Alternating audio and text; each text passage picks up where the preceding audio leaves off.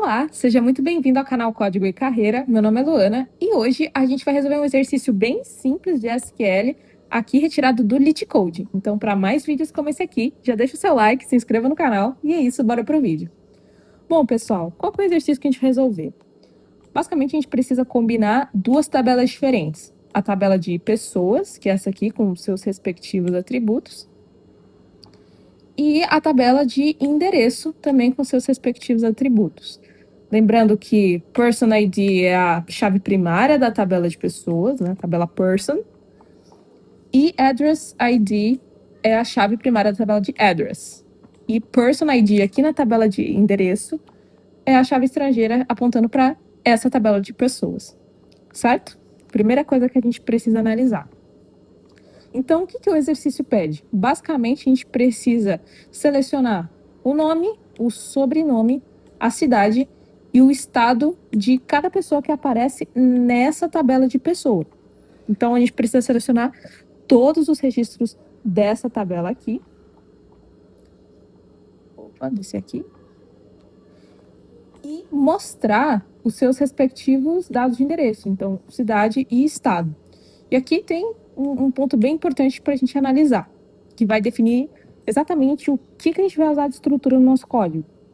Então, aqui está dizendo, se o endereço de uma pessoa, né, de um ID de pessoa, não tiver presente na tabela de endereço, a gente tem que mostrar no lugar desses valores. Então, se a pessoa não tem um valor de endereço cadastrado ali, sei lá, de cidade ou estado, a gente precisa mostrar valor nulo. Agora, vamos lá. Primeiro ponto. Quando a gente quer combinar duas tabelas ou mais tabelas em SQL, geralmente qual estrutura a gente usa? Sim, a gente usa joins.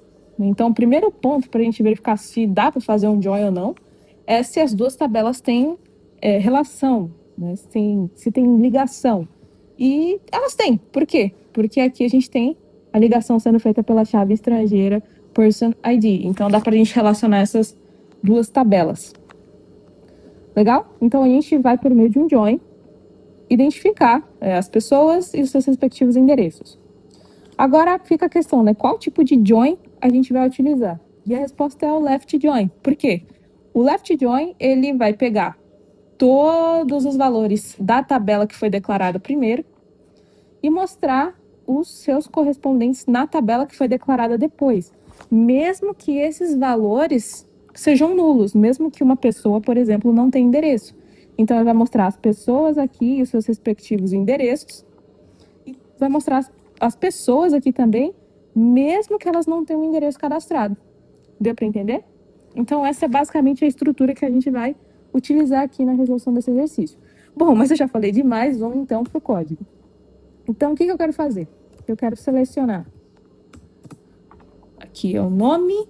Então, first name. Aqui. Opa. First name. Ah, esqueci de colocar o alias, que é basicamente um apelidozinho para a tabela que a gente vai utilizar. Vou colocar P aqui, de person. Depois, o last name, que é o sobrenome. Depois, eu preciso verificar cidade e estado, né? Cidade e estado estão na tabela de endereço. Então, vou colocar aqui a ponto city e a ponto state. Pessoal, só para retomar aqui, esse P e esse A aqui são basicamente alias, apelidos que a gente dá para as tabelas que a gente tem no banco. Mas por uma questão de legibilidade também, para ficar um pouco menos poluído, ao invés da gente precisar declarar toda vez o mesmo nome da tabela. Então, eu vou selecionar todos esses valores aqui da tabela de person. E aqui eu preciso declarar que a tabela de pessoa foi declarada como P, né? Tem o seu apelido P, porque senão eu não consigo acessar isso aqui.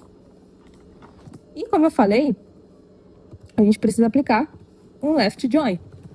Então, from person, sp, left join.